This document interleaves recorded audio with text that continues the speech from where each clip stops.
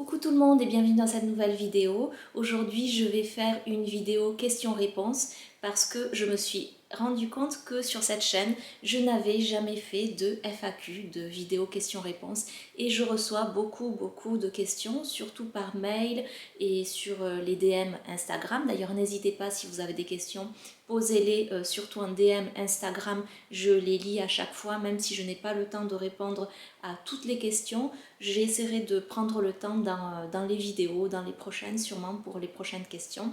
Donc aujourd'hui, j'ai sélectionné quelques questions qui m'ont semblé pertinentes ou d'autres qui m'ont semblé un petit peu drôles aussi, vous allez voir. Et j'espère que ça va vous plaire. Alors, première question que beaucoup de personnes m'ont posée, et je le comprends tout à fait, est-ce que tu comptes écrire d'autres livres? Alors la réponse c'est oui. D'ailleurs je suis en train d'écrire un livre, ça fait quelques semaines que je l'ai commencé, je ne l'ai pas encore terminé, il devrait sortir normalement en septembre. J'adore écrire des livres, que ce soit sur n'importe quel sujet, enfin pas sur n'importe quel sujet, il faut que ce soit des sujets qui me font plaisir, qui me passionnent et qui m'intéressent forcément. Donc oui, c'est mon métier, je suis écrivain, et même si je n'écris plus de livres de développement spirituel ou liés à la spiritualité ou à l'ésotérisme ou à tout ce qui est occultisme, etc., eh bien j'ai quand même à cœur de continuer à écrire parce que ça me fait plaisir, tout simplement. Donc voilà, c'était une réponse un petit peu rapide, mais la réponse c'est oui, je vais continuer à écrire et j'espère que ça vous fait plaisir autant qu'à moi. Deuxième question qui est liée à la première, d'ailleurs, comment as-tu commencé à écrire et comment as-tu réussi à te faire connaître en tant qu'écrivain? Alors, j'ai commencé à écrire mon premier livre en 2003, il a été publié en mars 2004 par les éditions Ariane au Canada. Comment j'ai commencé à écrire? Eh bien, simplement, je me suis mise tranquille avec une feuille et un stylo et j'ai commencé à écrire. Je ne saurais pas comment l'expliquer autrement. Je n'avais pas du tout fait d'études pour ça. Enfin, en même temps, si, j'ai fait un bac littéraire, mais ça n'a rien à voir parce que après mon bac, j'ai fait un BTS de tourisme parce que j'avais envie de voyager. Et au final, après le BTS de tourisme, j'ai continué en licence et puis en maîtrise d'ingénierie du tourisme et de management des entreprises touristiques et hôtelières. Et ensuite, j'ai continué en DESS de sciences politiques, économie internationale. Donc ça n'a rien à voir, strictement rien à voir avec le métier d'écrivain. Quoique j'avais beaucoup de rapports et de dossiers à écrire, donc on peut dire que ça m'a aussi aidé à travailler tout ça. Donc après mon DESS de Sciences Po, eh bien qu'est-ce que j'ai fait d'ailleurs? J'ai travaillé pendant quelques temps dans plusieurs endroits, mais je ne vais pas détailler ici, j'en ai parlé dans d'autres vidéos. J'ai aussi fait 3 ans de médecine traditionnelle chinoise, acupuncture, et du coup, tout ça n'a strictement rien à voir avec le fait d'écrire des livres. Mais en 2003, j'ai commencé à écrire mon premier livre. Et pour la question comment j'ai réussi à me faire connaître, c'est vrai que c'est difficile apparemment en tant qu'auteur et qu'écrivain de réussir à faire connaître et diffuser ses livres. Souvent, on a tendance à publier nos livres à compte d'auteur, et moi j'ai eu beaucoup de chance tout au début parce que j'ai mes premiers livres qui ont été édités par les éditions Ariane. Eh bien, je les ai tout simplement contactés parce que dans ma bibliothèque, j'avais des livres des éditions Ariane et je trouvais que c'était une belle maison d'édition. J'ai contacté Martine Vallée, avec qui je suis devenue amie, et on a été très proches. C'était une très bonne amie, elle m'a beaucoup conseillé. Et malheureusement, elle est décédée il y a quelques années. Mais Martine, elle m'a vraiment aidée à me lancer dans ce métier d'écrivain. Elle m'a fait confiance tout au début parce que c'est vrai que je n'avais jamais écrit de livre. Je lui ai envoyé mon premier manuscrit et elle a décidé de le publier. Et puis comme c'était une grande maison d'édition qui était très bien distribuée, et bien mes livres ont de suite été bien distribués dans les librairies, dans les différents magasins, et voilà. Donc c'est grâce surtout à Martine Vallée des éditions Ariane tout au début que j'ai eu la chance de commencer à me faire connaître en fait en tant qu'écrivain. Et puis par la suite, elle m'a aidé à monter ma maison d'édition, elle m'a beaucoup conseillé. Et puis les éditions Ariane étaient diffusées donc par le diffuseur qui a diffusé mes livres à partir de, je ne sais plus si c'était 2008 ou 2009, que je remercie aussi énormément parce qu'il m'a aussi beaucoup conseillé, beaucoup aidé, il m'a fait confiance. Souvent, les gros diffuseurs ne prennent pas comme ça des petits auteurs qui montent juste leur maison d'édition. Et là, c'est vrai que le fait d'avoir été édité par les éditions Ariane, ça a quand même, je pense, joué aussi dans le fait que mon diffuseur m'a fait confiance. Et voilà, j'ai commencé à être diffusée et à publier à mon compte en 2008. Donc j'ai créé la maison d'édition. Et c'est comme ça que tout simplement ça s'est fait. Donc voilà. Troisième question. Alors, j'ai pris cette question parce que franchement ça m'a fait rire. Tu es plutôt team chien ou team chat? Oui, parce que j'avais envoyé un message dans ma story Instagram en demandant de me poser des questions et en disant que j'y répondrais dans une vidéo question-réponse. Donc tu es plutôt team chien ou team chat? Eh bien, aucun des deux et en même temps les deux. Et je suis plutôt team cochon d'Inde, on va dire. Oui, je sais, c'est un peu bizarre dit comme ça, mais je vais vous expliquer. Petite anecdote. Quand j'étais petite, j'avais un cochon d'Inde. En fait, j'en ai eu plusieurs. Bon, le premier que j'ai gardé très longtemps, eh bien, il est mort et quand il est mort, ça a été mais vraiment une extrême souffrance, une extrême douleur pour moi, un truc traumatisant carrément. Oui, je sais, c'est un petit détail pour certains, mais pour moi, c'était énorme.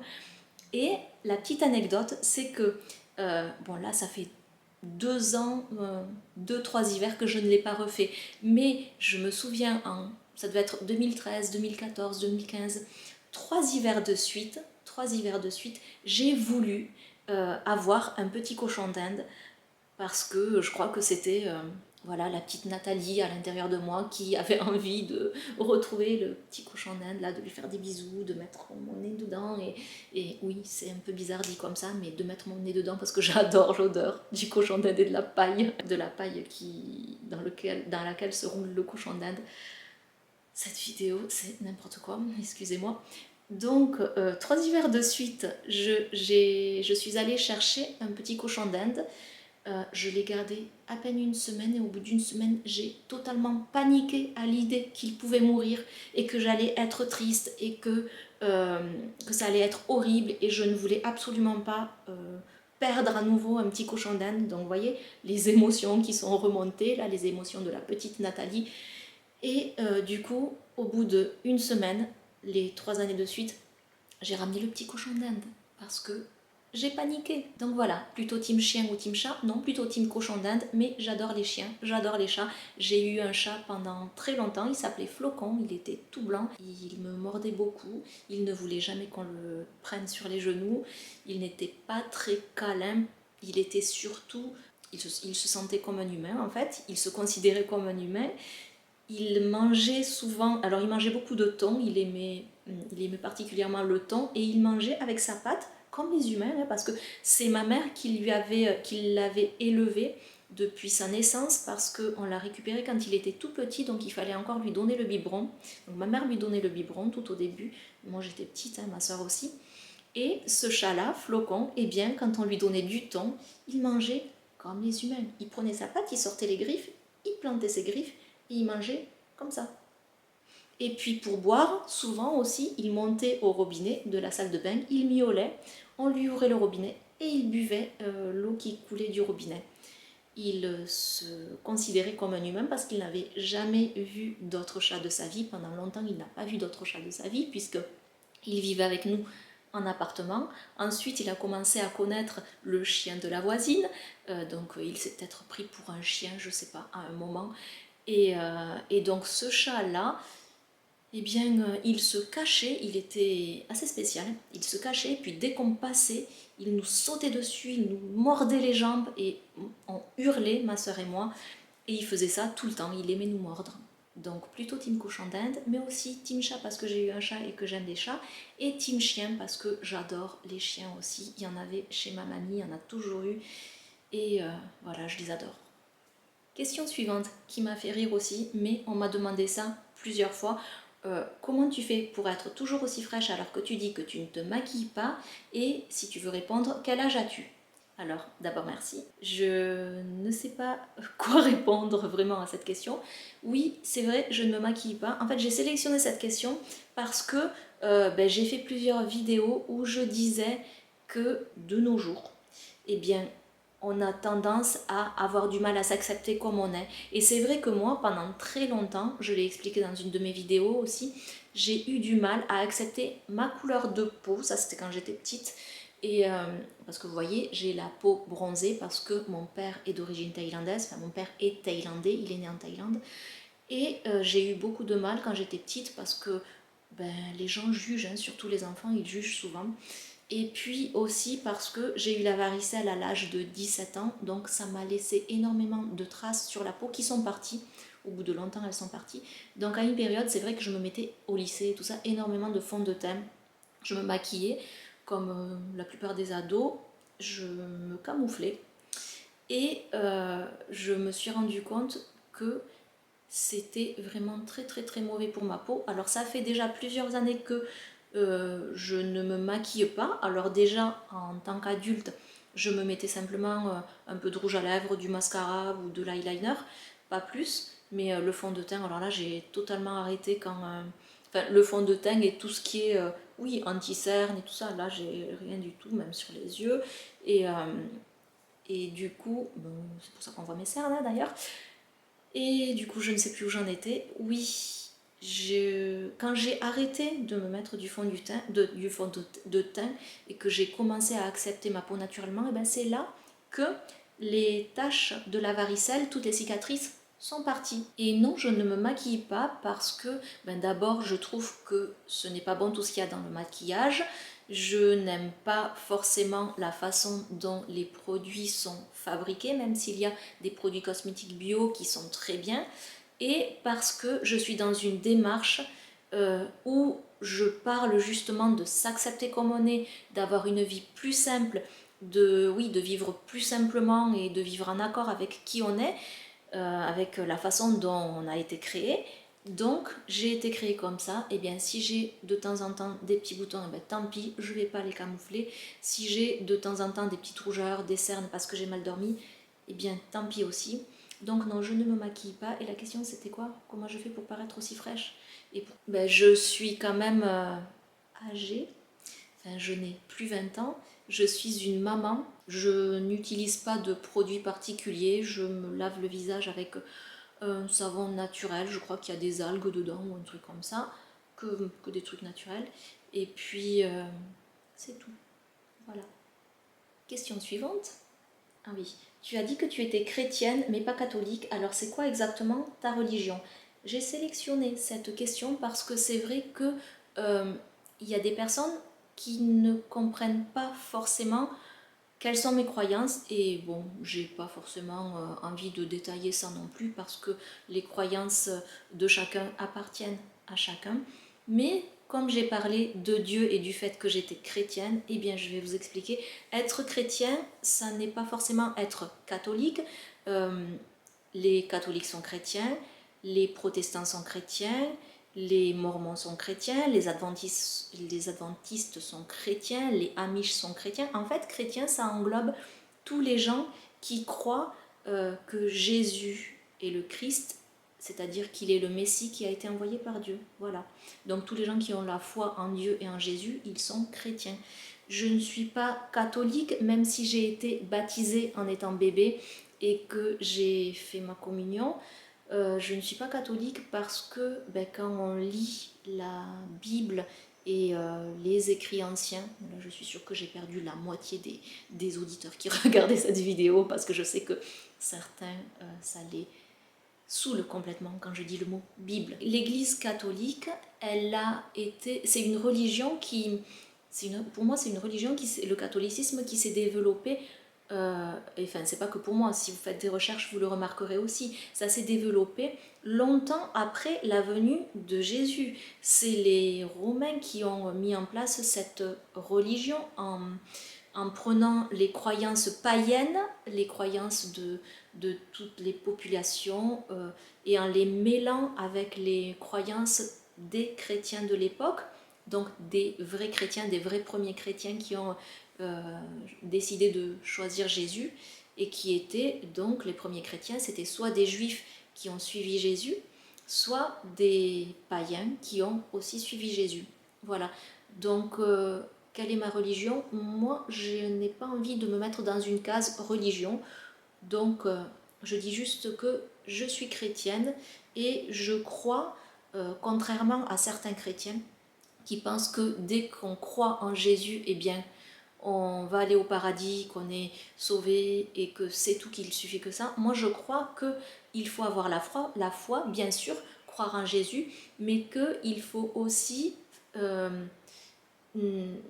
faire en sorte d'être en accord avec la volonté de Dieu, donc savoir ce qui plaît à Dieu et ne pas agir en contradiction avec la loi de Dieu qui est dans l'Ancien Testament. Je ne pense pas, contrairement à certains chrétiens et contrairement aux catholiques, que la loi de Dieu a été abolie. Dieu, s'il a donné une loi, elle est immuable parce que Dieu, il est immuable, il n'est pas temporel, il n'a pas de début, il n'a pas de fin. Donc, si à un moment donné, il dit aux hommes de la terre, ça c'est bon pour vous, vous vivrez heureux en faisant ça, eh bien, il n'y a aucune raison que quelques milliers d'années plus tard, ils disent « Ah ben non, finalement, ce que je vous ai dit, ne le faites plus, vous n'en avez plus besoin. » C'est illogique, il ne peut pas se contredire. Donc voilà, j'espère que j'ai répondu à votre question.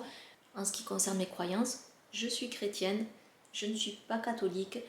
Et si vous voulez associer mes croyances à une dénomination, alors je ne sais pas du tout si ça existe, mais moi je dirais chrétienne biblique. Je me base sur tous les textes Ancien Testament, Nouveau Testament, et j'essaie de faire au mieux, de faire en accord avec la volonté de Dieu, et j'ai la foi en Jésus. Pourquoi et comment as-tu tourné la page de la spiritualité et de l'ésotérisme? Alors, je n'avais pas vraiment envie de répondre à cette question, parce que j'ai déjà, je pense, répondu dans plusieurs de mes précédentes vidéos à tout ça. Mais vu que c'est une question qui revient souvent, je me suis dit qu'il fallait peut-être y répondre dans cette vidéo aussi, une bonne fois pour toutes, et que ce soit clair pour tout le monde. Comment j'ai tourné la page de l'ésotérisme? Eh bien, tout simplement, de l'ésotérisme et de la spiritualité, c'est ça.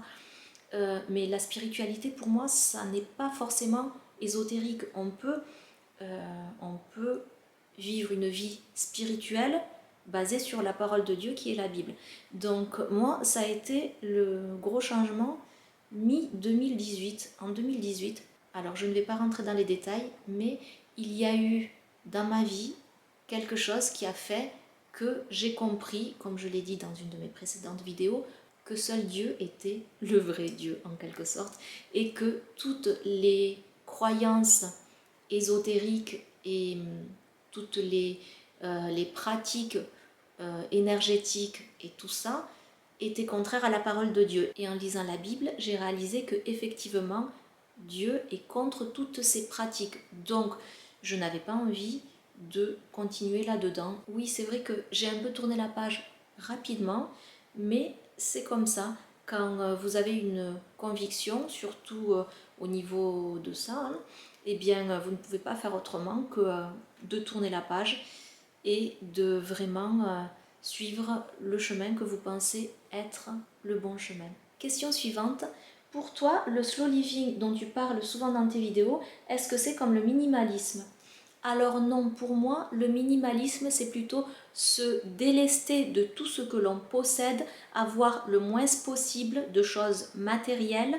Mais le minimalisme, ça peut aussi être une façon de vivre au niveau mental, j'allais dire, enfin, une façon de se comporter, de réagir et de vivre quotidiennement. Mais le minimalisme en général, c'est ça, c'est se délester de tout ce qui encombre au niveau matériel, d'avoir le moins de choses matérielles possible et Pour moi, le slow living, c'est plutôt revenir à un mode de vie simple. Alors les deux peuvent être liés effectivement, parce que quand on revient à un mode de vie plus simple, que l'on ralentit son mode de vie, que l'on prend le temps de se poser et de vivre à notre propre rythme, au rythme des saisons, au rythme de la vie tout simplement, eh bien on a forcément envie aussi de se débarrasser de certaines choses matérielles dont on n'a plus besoin, qui nous encombrent, etc.